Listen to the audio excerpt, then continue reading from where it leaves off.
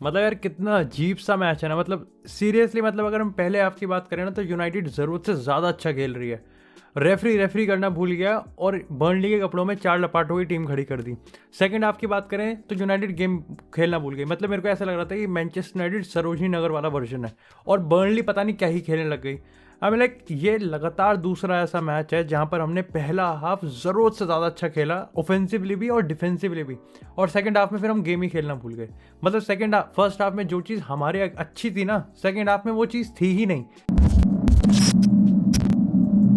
अब यार ये मैच एक्चुअली में इतना ज़्यादा ट्रिकी है ना कि इसको एक फ्लो में हम डिस्कस कर ही नहीं सकते, और डेफिनेटली इस मैच को और इस एपिसोड को मैं डिवाइड करने वाला हूँ और उसमें हमको ज़्यादा अच्छे से पता चलेगा कि कौन से पॉइंट डिस्कशन करने वाले हैं। और ऑफकोर्स हम लोग अगर कुछ इंडिविजुअल परफॉर्मेंस की बात करें तो रोनाल्डो और हैरी मैग्वायर दोनों पे हम लोग डिस्कस करेंगे क्यों रोनाल्डो को यहाँ पे बेंच करना ज़रूरी था और क्या उसका इम्पैक्ट है, और सही में एज अ फैन मैं इस समय कैसा फील कर रहा हूँ। और मैग्वायर पे तो भाई देखो, मैं सही सही आज भाई दो टुक बात कह ही दूंगा। लेकिन सबसे पहले बात करते हैं पहले हाफ की कि क्यों यूनाइटेड बहुत ज़्यादा अच्छा खेल रही थी और बर्नली बहुत ज़्यादा खराब खेल रही थी। अब देखो यार, पूरे अगर मैं उसकी बात करूँ ना, पूरे मैच के अक्रॉस में बात करूँ तो डेफिनेटली हम सब डिसअपॉइंटेड हैं और होना भी चाहिए। लेकिन अगर एक पॉजिटिव निकालना पड़े ना तो वो मेरे को लगता है कि नो डाउट जेडन सांचो, और मेरे लिए तो देखो मैन ऑफ द मैच भी जेडन सांचो ही है। अब देखो यार, इसमें इसमें कोई शेम नहीं है और आई थिंक ये यूनाइटेड का हर एक फैन कन्फेस करेगा कि जेडन सांचो को यूनाइटेड में सेटल होने का टाइम ज़रूर लगा और देर आए दुरुस्त आए, लेकिन अब कहीं ना कहीं मैं मानता हूँ कि इस पूरे यूनाइटेड के पूरे स्क्वाड में Jadon Sancho is the most unpredictable and the most lethal attack. मतलब ये इस तरीके की बंदूक है ना, अगर सही में रांगनिक को चलानी आ गई ना तो लिटरली भाई ये सीटी बजा दे किसी भी डिफेंस की। और I am very very glad कि आउट ऑफ एवरी नेगेटिव कहीं ना कहीं बहुत बहुत क्रूशियल टाइम से पहले, यानी कि चैंपियन लीग से पहले, जेडन सांचो को हम कहीं ना कहीं अनलीश कर पाए। इसी के साथ जो दूसरा बहुत बड़ा स्ट्रॉन्ग पॉइंट था यूनाइटेड का फर्स्ट हाफ में वो था ब्रूनो फर्नांडिस। अब देखो मेरे को नहीं पता कि कितना आप लोग इसमें रिलेट कर पाओगे, लेकिन हर एक चीज़, मतलब यूनाइटेड जो भी पिच पे कर रही थी ना वो ऐसा लग रहा था जैसे ब्रूनो फर्नांडिस से थ्रू होके जा रही है। चाहे हम लेफ्ट साइड के अटैक की बात करें, that Rashford, Luke Shaw and Bruno Fernandes का यहाँ पर कनेक्शन की बात करें, चाहे हम उधर डियोगो डालोट, जेडन सांचो और ब्रूनो की बात करें, उसके बाद अगर मिडफील्ड में स्कॉट मैकटोमिने, ब्रूनो और पोग्बा की बात करें, हर एक जगह कहीं ना कहीं बहुत ज़्यादा क्रूशियल रोल था ब्रूनो फर्नांडिस का। और वर्क रेट तो देखो, मैंने तुम्हें हमेशा कहा कि वर्क रेट तो एक ऐसा ट्रेड होने वाला है जहाँ पर ब्रूनो के रिगार्डिंग आप कभी कंप्लेन कर ही नहीं सकते। हमने ना ही सिर्फ अटैक में बल्कि उसको डिफेंसिव ट्रांजिशन में भी बहुत ज़्यादा हेल्प करते हुए देखा है। जो तीसरा सबसे बड़ा पॉइंट था ना वो ये था कि वो हम अपने बेसिक्स बहुत इजीली कर रहे थे। मतलब अगर पासिंग की बात है तो वो आराम से चिल होके कर रहे थे, अगर क्रिएटिविटी की बात है तो वो भी चिल होके कर रहे थे। Like look at the Pogba वाले, अगर हम फिनिशिंग की बात करें तो कितना, मतलब कितना ईजी, कितना फिनिशिंग, कितना सॉर्ट आउट लग रहा था। राशफोर्ड गया उधर से, यहाँ पे लूक शॉ ने ओवरलैप करा, लूक शॉ ने कट एंड साइड करा, पोग्बा ने बहुत आराम से चिल होके वहाँ पे फिनिश किया। मतलब everything was looking so smooth. और नहीं से मैं उस गोल की बात कर रहा हूँ बल्कि अगर पूरे हाफ की मैं बात कर रहा हूँ ना तो यहाँ पर हम लोग पासिंग, क्रिएटिविटी, ड्रिबलिंग, एग्रेसिव होना, सब बहुत ज़्यादा स्मूथ और बहुत ज़्यादा अंडर कंट्रोल लग रहा था। जो कि सही बताऊँ तो मेरे को लगता है कि हमने सारा अपना पेशेंस ना इसी हाफ में स्पेंड कर दिया। अब हम इतना अच्छा खेल रहे थे कि अगर फर्स्ट हाफ के स्टैट्स क्या बताऊं तो हमने 12 शॉट्स मारे थे और बर्नली को यहां पर एक भी शॉट लेने नहीं दिया।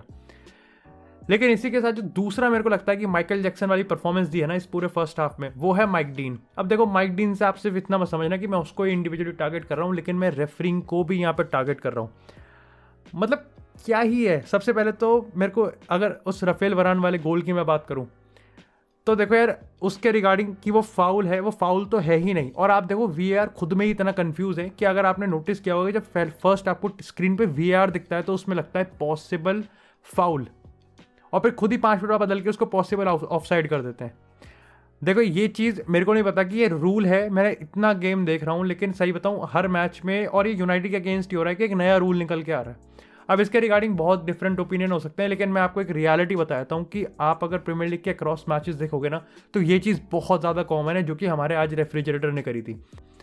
अब अगेन पिछले हफ्ते वाली, मतलब पिछले मैच वाली कहानी है कि रेफरिंग पे मैं ज़्यादा यहाँ पर कर ही नहीं सकते, हम यहाँ पे कंप्लेन कर ही नहीं सकते क्योंकि एट दी एंड अपना सिक्का ही खोटा है, तो कुछ ज़्यादा कर ही नहीं सकते। लेकिन परफॉर्मेंस यार देखो, मेंटालिटी ब्रेकडाउन होने में इसका बहुत बड़ा रोल था। लेकिन इसी के साथ बात करते हैं कि क्यों बर्नली ने यहाँ पर अपना गेम भूल गए। अब देखो यार, सबसे पहले तो आपको मानना पड़ेगा कि बर्नली की अगर मैं स्ट्रेंथ की मैं बात करूँ तो बर्नली कोई हाई अटैकिंग टीम नहीं है। अगर बर्नली कुछ प्लेयर्स की मैं बात करूँ तो उन्होंने लंबे लंबे बम्बू जैसे पेड़ इकट्ठे कर रखे हैं, और वेगोस्ट की मैं बात करूँ तो 6 फुट 6 इंच का आदमी है भाई वो। तो डेफिनेटली यहाँ पर आप कह सकते हो कि एजिलिटी, ड्रिबलिंग, ये सब उनका स्ट्रेंथ नहीं है, उनका स्ट्रेंथ है डायरेक्ट बॉल खेलना। डिफेंस से सीधा यहाँ पर आप मतलब लॉन्ग बॉल जाओ, आपने देखा होगा निक पोप ने एक भी बार यहाँ पर पीछे से बिल्डअप करने की कोशिश नहीं की, उसने यहाँ पर सीधा सीधा आगे बॉल दी है। ये चीज़ कहीं ना कहीं देखो, अब यूनाइटेड कितनी हग्गू हो काउंटर अटैक में, लेकिन आपको मानना पड़ेगा कि यूनाइटेड के पास ऐसे ऐसे प्लेयर्स हैं, चाहे पोग्बा, मैकटोमिने, मैगवायर, वरान, ये डुअल्स जीतेंगे ही जीतेंगे। और इसलिए कहीं ना कहीं बर्नली का हमने 90% अटैक तो ऐसे ही न्यूट्रलाइज कर दिया। इसी के साथ जो दूसरी चीज़ थी ना, वो यहाँ पर ये थी कि एक्चुअली में अगर इनके लॉन्ग बॉल्स की भी हम बात करें ना, तो यहाँ पर वेगोस्ट पे तो एक भी गई ही नहीं। मतलब जो 6 फुट 6 इंच का आपका स्ट्राइकर है, आपने उसको बॉल ही नहीं दी, आप रोड्रिगो और रे मिस्टीरियो को पेल रहे हो बॉल, और वो कैसे जीत लेगा। तो यहाँ पर उनका कोई लिंकअप नहीं है, उनकी वो स्ट्रेंथ, पासिंग उनकी स्ट्रेंथ है नहीं।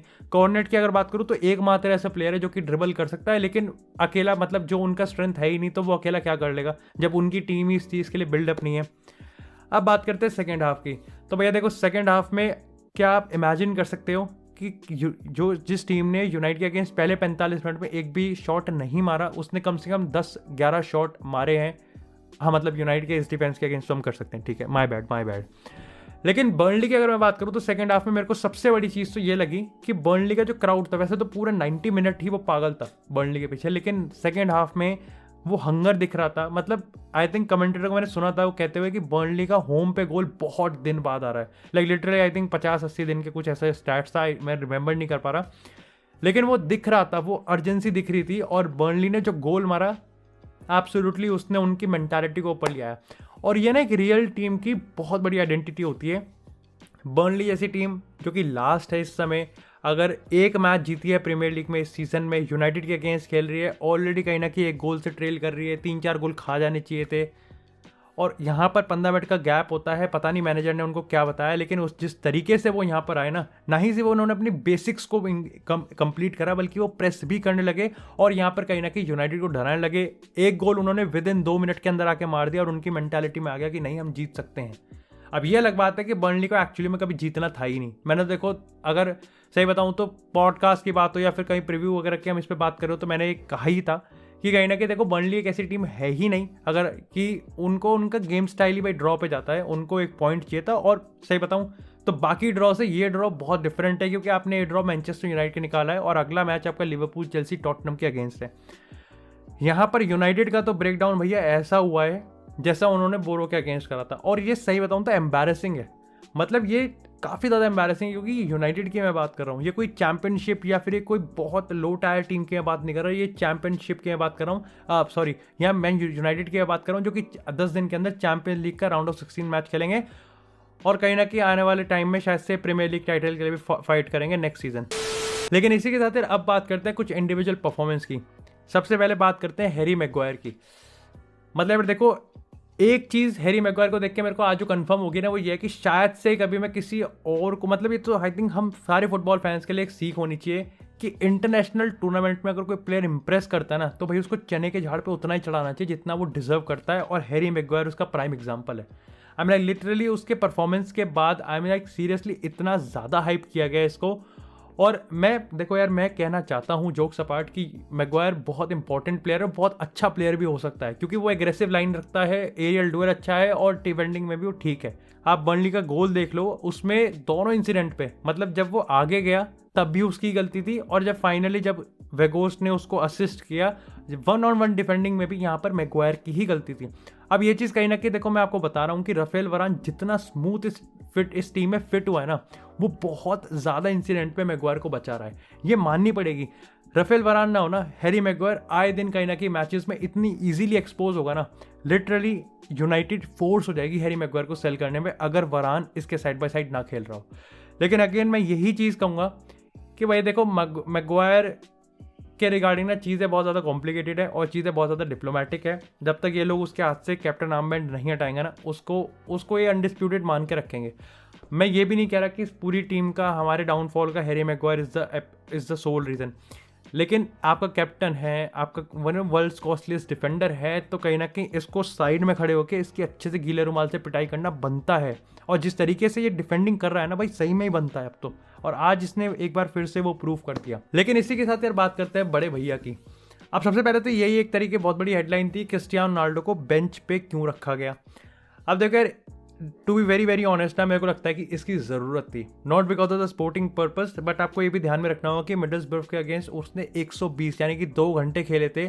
और एक्चुअली में इतनी कुछ मतलब बर्नली के अगेंस्ट हम बात करें तो अब तो खैर हमारे सामने रिजल्ट है और हम डिसअपॉइंटेड हैं, हम अपना माथा फोड़ रहे हैं दीवार में, लेकिन मैच से पहले किसी को ये नहीं था कि ये मैच बहुत ज़्यादा ट्रिकी होगा, ये मैच बहुत ज़्यादा टफ होगा, is a box office match. यहाँ पे कवानी को पूरा रेस्ट मिला गया, तो डेफिनेटली आने वाले टाइम में देखो चैंपियन लीग हमारे लिए बहुत इंपॉर्टेंट है, यूनाइटेड के प्रीमियर लीग में बहुत की फिक्सचर्स हैं, तो रोनाल्डो को मैनेज करना बहुत ज़्यादा इंपॉर्टेंट है।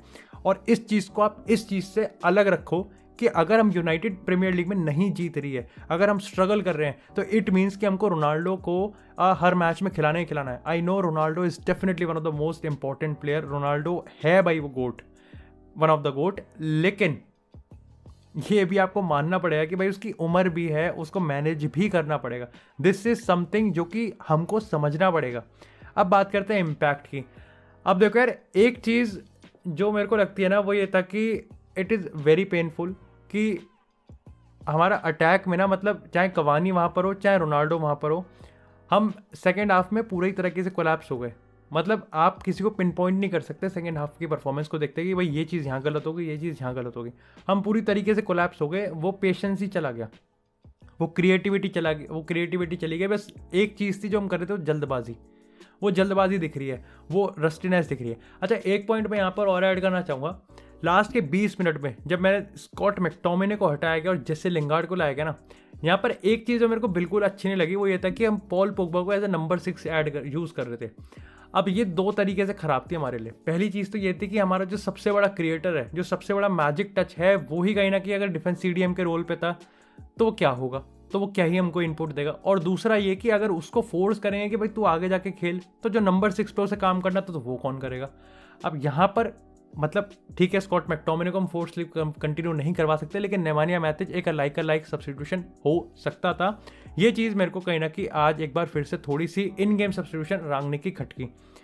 अब रोनाल्डो के रिगार्डिंग देखो यार, एज अ फुटबॉल फैन मैं सही बताता हूँ, I will be very very honest with you, मेरा अभी भी इसी बात से बहुत ज़्यादा दिमाग ख़राब है और मैं बहुत ज़्यादा डिसअपॉइंटेड हूँ कि यूनाइटेड ने यहाँ पर 2 पॉइंट छोड़ दिए और यूनाइटेड यहाँ पर टॉप 4 से बाहर हो गई।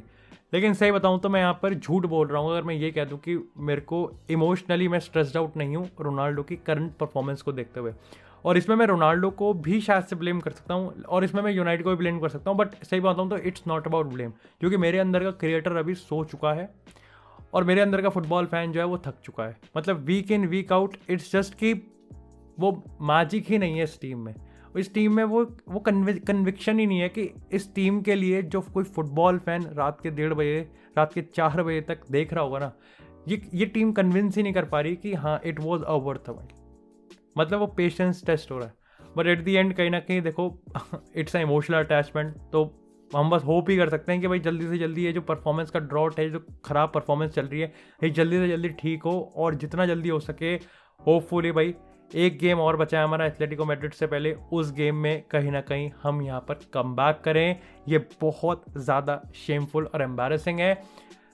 कंक्लूजन की बात करूँ तो यूनाइटेड टॉप 4 से बाहर हो चुकी है, लेकिन ये टॉप 4 से आना जाना लगा रहेगा। The most problematic thing is the mentality. और जैसा मैं बार बार इस चीज़ को कह रहा हूँ कि ये देखो, हम कल पॉडकास्ट करेंगे उसमें तो इन डेप्थ हम इस पर डिस्कस करेंगे, लेकिन इस समय 4 बज रहे हैं सुबह के, मेरे दिमाग में तो बस एक ही चीज़ आ रही है कि ये मेंटालिटी एक नई चीज़ है। मतलब हम सारे कॉम्बिनेशन ट्राई कर रहे हैं। सीज़न बहुत झंडू सीज़न जा रहा है यूनाइटेड का।